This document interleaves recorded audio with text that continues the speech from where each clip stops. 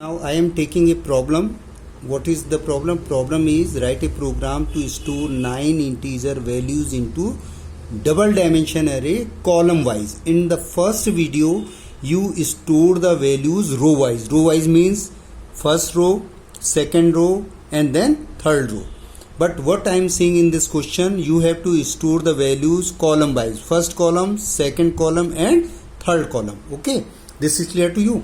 So what we have to do for storing 9 values, point number 1, please keep in mind, if you want to store 9 values you must have 9 locations. So first step is step 1, declaration and creation of array which is containing 9 location. So this is the statement int a, new int 3.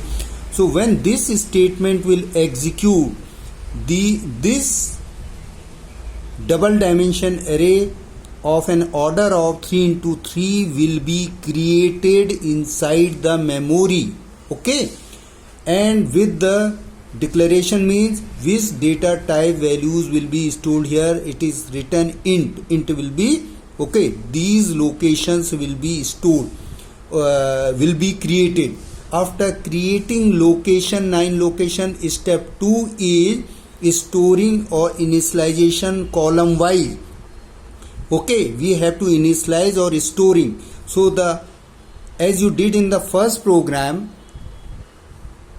the same way here there will be 2 loop, outer loop for the row, inner loop for the column. So one difference is here. So in the first box you have to write the variable of inner loop. See here, look at this point. And at the second bracket you have to write the variable of outer loop. So what will happen if you will write in such a, because we have to store the values column wise. Consider the first column here, and the first column is, if you dry run it, see here, r is equal to 0, r is equal to 0, c is equal to 0, c is equal to 0. Are you getting it? Then a0 0, from this one user is giving suppose 5, so 5 will be stored here. Okay, if you think individually 5 will store here. Okay, then the value of c will be 1, a0 10, because the value of c is 1, a10 means I am talking about this one. It is asking value, suppose you are giving 6, so 6 will be stored here. Look here, 6 will be stored here. Okay, then c will be 2, so a20, suppose you are giving value 7 will store here. Look here. So what is happening here, the values are storing column wise. So what is important is you have to keep concentration on addresses 00, 10. How you will get these addresses? So how we are getting here, if we are putting the inner loop variable into the first bracket, because this first bracket is reserved for the row and second bracket is reserved for the column always. Okay, so this way, so 0, 1, 2 value will be stored. When we will exit from this inner loop, we will go into the outer loop again. It will be 1, and again we will come into this one 10 means I am not 10. C is 0 and r is 1. C is 0 and r is 1. So it is asking value of an array a at location 0, 1. What is the location of 0, 1? This is the second column. Suppose you are giving 8, so 8 will be stored here.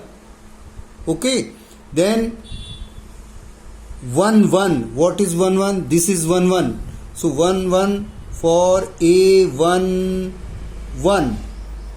Suppose you are giving 9, so 9 will store here.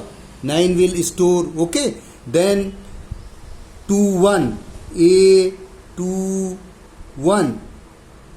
Suppose you are giving 10, So 10 will store here. So are you finding out now the column? In the same way, the third column, the values into the third column will be stored.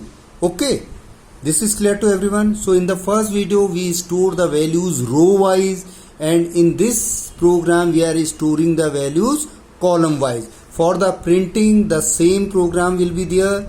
What you have to do in printing, same loop, SOPARC, but important point is this one, because if you will not write this one, so all the values, suppose values are 5 in the first row, 5, 8, 9, in the second row 10, 11, 12, and in the third row 13, 14, 15 will be printed in the same line if you will not write this one. Okay, so this is very important, as you did in the pattern program for switching over the line into the next step. You have to write system.out.println. Okay, this is very important.